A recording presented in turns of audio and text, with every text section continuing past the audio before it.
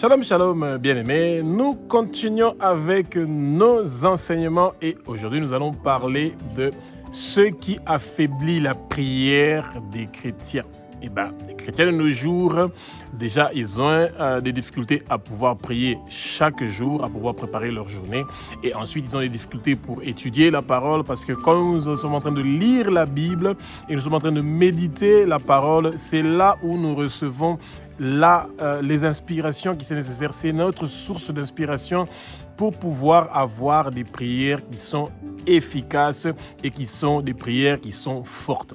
Alors, nous demandons au Saint-Esprit de prendre le contrôle de ma bouche pour que ce que je veux dire, que ce soit des paroles qui ne sont pas inspirées par moi, mais ce sont des paroles qui sont inspirées par le Saint-Esprit et que vous et moi, nous puissions apprendre au même moment ces choses merveilleuses que le Seigneur a préparées pour nous au nom puissant de Jésus-Christ de Nazareth, celui qui est le Fils de Dieu, celui qui est Dieu, celui qui a versé son sang sur la croix de Golgotha pour que nous puissions être rachetés de la main de Satan. Il est celui qui est né d'une vierge qui s'appelle Marie et c'est lui qui va revenir pour nous récupérer, nous chercher. C'est lui qui va revenir très bientôt. C'est Jésus-Christ de Nazareth là et que le feu du Saint-Esprit et que son vent impétueux puisse être propagé partout où vous êtes et que vous soyez dans la plénitude du Saint-Esprit et que les écailles puissent tomber et que la vérité que nous allons entendre puisse nous affranchir parce que nous connaîtrons la vérité et la vérité nous affranchira et nous devons avoir soif de connaître la parole du Seigneur. Nous devons avoir soif de connaître les messages que le Seigneur a prévus pour nous. Nous devons avoir soif d'avoir la connaissance de notre Père qui est aux cieux, notre Dieu, notre Roi. Bien-aimé, le temps est arrivé que le peuple de Dieu doit fournir l'effort conditionnant de partir dans le combat en train d'intercéder pour nos familles, pour les nations, pour la région où nous sommes, d'avoir des prières qui sont fortes et pas d'avoir des prières qui sont faibles. Et c'est pour ça que nous allons parler de ce qui affaiblit la puissance de la prière de beaucoup de chrétiens. Alors, les chrétiens de nos jours sont devenus, vous allez presque penser qu'ils sont devenus des adorateurs du Satan. Quand vous entendez leurs prières, ils parlent plus du Satan que de parler de Dieu. Ils ont plus la crainte du Satan que la crainte de Dieu. Et c'est là déjà quelque chose qui est en train d'affaiblir les prières des chrétiens. La prière des chrétiens est renforcée par non seulement adorer le Père en esprit, mais aussi dans les louanges, dans la parole. Nous devons lire les psaumes, nous devons parler de la grandeur du Père, des grandes choses qu'il est en train de faire. Nous devons témoigner des grandes choses qu'il est en train de faire dans notre vie pour que son nom soit glorifié, pour que son nom soit connu partout où nous partons, pour que l'évangile de Jésus soit propagé partout où nous sommes en train de partir. Mais de nos jours, vous entendez seulement, quand il y a quelque chose qui se passe dans la vie de ce chrétien-là, il parle toujours des attaques, les attaques, ils sont attaqués. Toute la prière, c'est les attaques du Satan.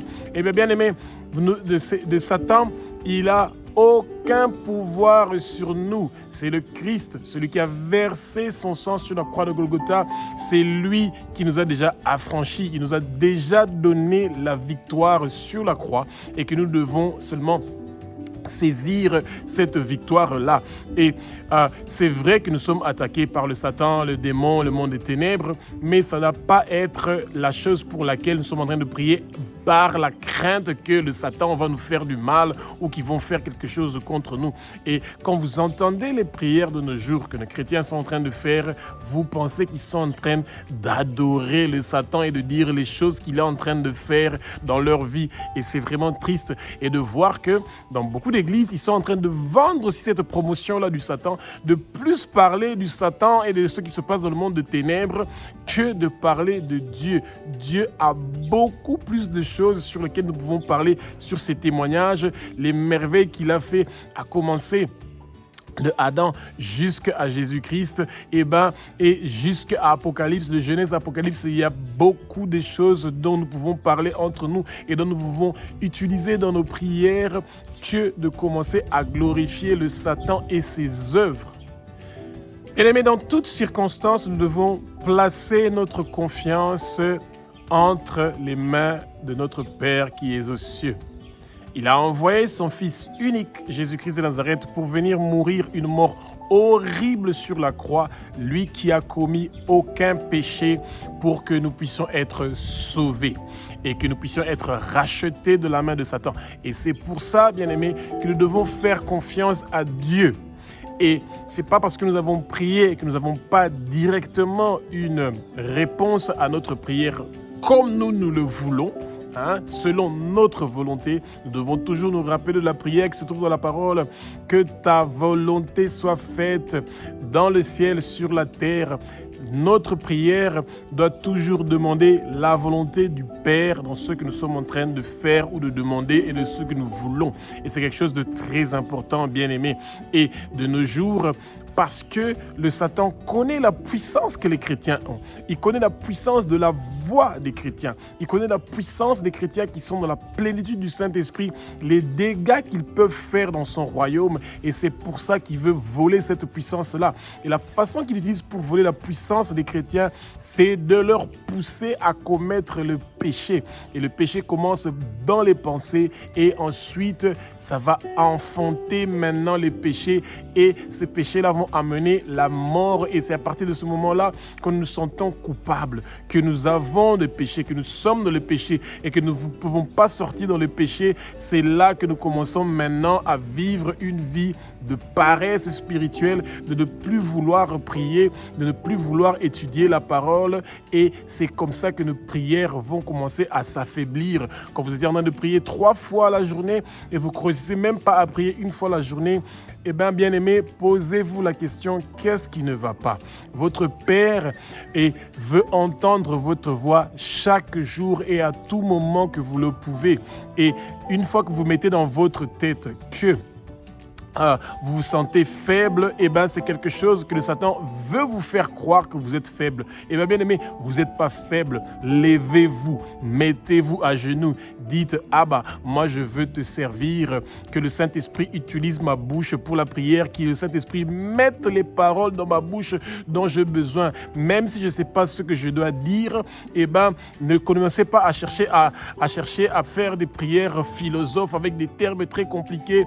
Ouvrez votre bouche, commencez à parler, dites ce qui est dans votre cœur. C'est ça qui rend votre prière solide. Vous ne devez pas avoir des prières qui sont faibles, qui sont dans l'hésitation, qui sont dans le doute. Dieu n'aime pas le doute. Dieu n'aime pas quand nous sommes des indécis. Quelqu'un qui ne se décide pas, quelqu'un qui vit dans le doute, qui pense qu'il n'est pas sauvé, quelqu'un qui doute qu'il a reçu Jésus, quelqu'un qui doute qu'il a le Saint-Esprit. Tous ces doutes-là viennent du monde de ténèbres. Balayez ça, liez tous ces esprits de doute, liez tout esprit d'indécis, que ça part vers les lieux arides pour ne plus retourner et que vous puissiez avoir cette paix et ce repos de pouvoir parler en toute tranquillité avec votre Père qui est aux cieux, qui veut entendre votre voix et vos prières. Jérémie 17, 7, 8 nous dit que heureux celui qui se confie en l'Éternel des armées. Bien-aimés, nos arbres doivent être plantés à côté d'une source d'eau. Et nos prières sont les racines qui sont en train de s'enfoncer dans la terre, qui est en train de nourrir cet arbre-là qui va donner des fruits. Et de nos jours, c'est dommage que le peuple de Dieu n'a plus confiance à Dieu. Pourquoi? Parce qu'il voit que ça prend trop de temps. C'est pas le tic-au-tac comme beaucoup de choses que le Satan est en train de lui proposer. Quand il demande de percer dans la vie, il demande la prospérité, il demande des choses. Le Seigneur veut vous préparer à savoir gérer ces choses-là que vous êtes en train de demander. Si vous le recevez avec une grande vitesse, sans avoir fourni des efforts de savoir comment faire pour garder ces dons-là, pour garder ces possessions-là et ces biens, vous allez avoir un souci dans votre vie. Le Satan, quand les gens partent visiter les marabouts et les féticheurs, etc., les sorciers, il les donne rapidement ce dont ils ont besoin, mais ils ne savent pas les conditions, c'est lesquelles. Pourquoi? Parce qu'il vous donne quelque chose avec la main gauche et il récupère quelque chose avec la main droite. Pourquoi pas votre maternité, vos enfants et pourquoi pas même d'autres des générations après vous seront en train de payer pour la vitesse de ce que vous avez obtenu par le Satan. Mais quand c'est Abba, notre Père, qui est aussi notre Dieu, notre Roi, qui nous donne quelque chose au nom de son Fils Jésus-Christ de Nazareth, eh ben, il nous donne ça pour toute l'éternité. Il n'est pas là pour nous arracher quelque chose. La preuve, le Satan a été chassé du paradis, mais il a gardé les dons que le Seigneur lui avait créés avec. Et c'est pour ça que vous voyez que même dans beaucoup des églises, vous voyez un pasteur qui vit dans le péché, il a plusieurs femmes, des concubines dans l'église, il couche avec les sœurs de la chorale, etc. Mais il impose ses mains, des miracles se font. Et ben oui, des fois, il continue à faire des prodiges et des miracles au sein de l'église, mais déjà, ils sont perdus. Et même si le Seigneur connaît leur voix, il peut continuer à utiliser leur voix pour convaincre des gens de venir vers Jésus, mais eux-mêmes, parce qu'ils ne veulent pas se rependre, et ben, ils continuent à être en train d'être engloutis. Bien-aimés, pour que vos prières ne soient pas affaiblies, vous devez vous rappeler que vous devez avoir la connaissance de la parole, que les paroles qui sortent dans vos prières soient des paroles qui viennent de la Bible, qui ont des références, des promesses que le Seigneur nous a données dans la Bible, dans la parole. Juste pour vous donner un exemple, eh ben, quand une femme est stérile et qu'elle ne réussit pas à avoir d'enfant, ou un homme qui est stérile, parce que les gens pensent toujours que c'est toujours une femme qui est stérile, l'homme aussi peut être stérile et qui ne réussit pas à avoir des enfants, eh ben, nous devons nous mettre à genoux et dire: Abba, notre Père qui est aux cieux, notre Dieu, notre Roi, tu as dit que dans ta parole, dans Genèse chapitre 1 au verset 28, multipliez-vous, soyez féconds, remplissez la terre. Eh bien, vous devez rappeler le Seigneur les promesses qu'il a faites dans sa parole. Et c'est un Père qui est fidèle et juste. Et quand vous lui rappelez ses promesses, quand vous lui rappelez ses paroles qu'il a dit dans la Bible, eh bien, il est prêt à son temps de se rappeler de vous et de vous bénir à son temps et pas de vous bénir à votre temps. Alors, ce qui affaiblit la prière de beaucoup de chrétiens, c'est ce qu'on appelle les prières charnelles, au lieu de faire des prières spirituelles. Les prières charnelles, c'est des prières qui sont en train de donner des ordres à Dieu, des choses qu'il doit vous donner, dont vous avez besoin sur terre. Et donc, ça veut dire que vous n'avez pas besoin de la volonté de Dieu, et ben, vous avez seulement besoin de pouvoir faire votre volonté et de faire les choses comme vous le voulez. Et c'est pour ça que vous voyez que de nos jours, les jeunes ne veulent plus partir à l'école pour étudier et ils pensent que quand vous avez des connexions avec quelqu'un qui travaille dans le gouvernement, quelqu'un qui est dans la politique, qui est haut placé, et ben, il suffit seulement de coucher avec lui et puis vous pouvez avoir une position qui est élevée, etc. Et donc, le monde est maintenant avec des réseaux, il faut avoir les connexions, les contacts. Même dans les églises, on parle de ça. Il faut avoir des contacts, il faut avoir des connexions. La seule personne que nous devons avoir le contact avec, c'est Jésus-Christ de Nazareth. Et il envoie le Saint-Esprit pour pouvoir faire ce dont nous avons besoin dans notre vie et nous devons demander pour cela. Celui qui demande quelque chose au Père, eh ben, notre Père, qui est un Dieu qui est juste et qui est fidèle, nous donne ce que nous demandons à son temps. Et nous ne devons pas forcer les choses. Et quand nous sommes en train de forcer les choses, c'est ça qui est en train d'affaiblir notre prière. Mais bien aimé, quand vous voulez absolument avoir quelque chose de Dieu, ne vous fatiguez pas à arrêter de continuer à lui rappeler. Je dis bien le terme de rappeler. Et vous lui rappelez cette promesse qu'il a dit dans sa parole concernant la chose que vous êtes en train de demander. Et quand vous êtes dans des difficultés financières, eh ben, vous ne devez pas dormir et seulement être en train de prier et vous pensez que vous allez trouver une solution du tout. Vous devez vous mettre au travail. C'est en travaillant qu'on gagne de l'argent pour pouvoir trouver des solutions pour les finances. Et pas quand vous êtes en train de dormir et en train de parler en langue et de lire la Bible, ça ne va pas résoudre vos problèmes de finances. Vous devez vous mettre au travail et vous devez demander au Seigneur que quand vous êtes en train de travailler, qu'il puisse vous faire cette grâce-là, qu'il y ait des gens peut-être qui viennent sur votre chemin, qui peuvent vous aider à pouvoir percer dans la vie et non d'attendre seulement que vous soyez quelqu'un qui sera béni par des gens qui vont venir sur votre chemin, mais que vous aussi, vous puissiez être une bénédiction pour d'autres gens, pour quelqu'un, pour les autres. Et c'est ça qui est très important. Et les prières que nous faisons, c'est des prières qui sont spirituelles, des prières qui demandent les choses d'en haut, les dons, de mener une vie chrétienne dans la sanctification et non seulement d'avoir une vie paisible avec beaucoup de finances et de facilité dans la vie de tous les jours et de pouvoir céder au désir de notre chair. Non, nous devons chercher les choses d'en haut et non les choses d'en bas. Des fois, nous connaissons la sécheresse. La sécheresse, ce sont les moments où nous traversons des épreuves. Et par rapport à la facilité qu'on voit d'autres avec des belles voitures, des grandes maisons, et surtout avec les réseaux sociaux où, quand vous regardez les émissions, on est en train de parler des richesses, des gens qui sont riches et qu'ils sont des businessmen, ou etc., des businesswomen et tout ce que vous voulez, des sportifs qui sont riches avec leurs belles voitures, etc., etc. Les gens commencent à envier ces gens-là sans savoir ce qu'ils sont en train de faire. Bien aimé, il y a beaucoup de gens qui ont déjà vendu leur âme au Satan pour pouvoir avoir la richesse et la facilité et qu'ils ne veulent plus le travail.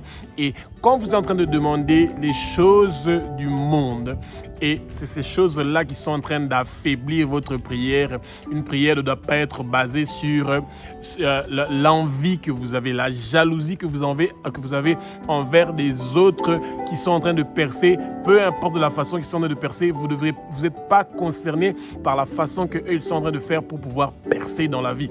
Vous devez demander la volonté du Seigneur, ce qu'il veut pour vous et qui vous révèle les choses qui sont cachées dans votre vie, qui peut-être vous empêchent de pouvoir percer, être élevé en dignité et de pouvoir réussir. Bien aimé, c'est très important que quand vous êtes en train de traverser des épreuves et que vous voyez que vous avez des obstacles, des barrières, des choses qui ne marchent pas dans votre vie, eh bien, levez-vous dans la prière. Surtout, ne soyez pas découragés. Continuez à vous battre, continuez à prier, continuez à méditer la parole, continuez à demander au Seigneur de vous révéler qu'est-ce qui ne va pas pour que vous puissiez demander avec ferveur que les portes qui s'étaient fermées, que ces portes-là puissent s'ouvrir. Et c'est très important que nous puissions continuer à demander que les portes qui étaient fermées par le monde de ténèbres, eh bien que ces portes-là s'ouvrent et que nous puissions percer dans la vie parce que nous avons droit à cela, nous avons droit à la paix, nous avons droit au repos.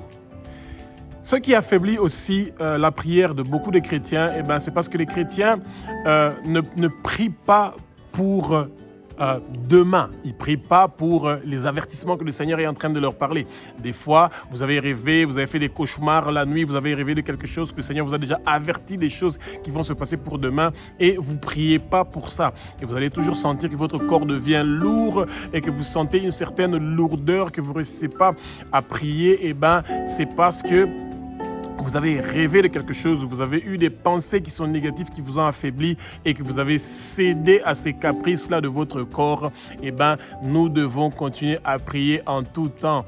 Quand nous sommes dans la joie, quand nous sommes dans la sécheresse ou la tristesse, nous devons continuer à prier. C'est quelque chose que nous continuons à faire, peu importe les circonstances que nous sommes en train de traverser. Nous continuons avec la prière. Nous continuons à étudier la parole. Espérons que nous avons appris quelque chose sur ce qui affaiblit la prière des chrétiens.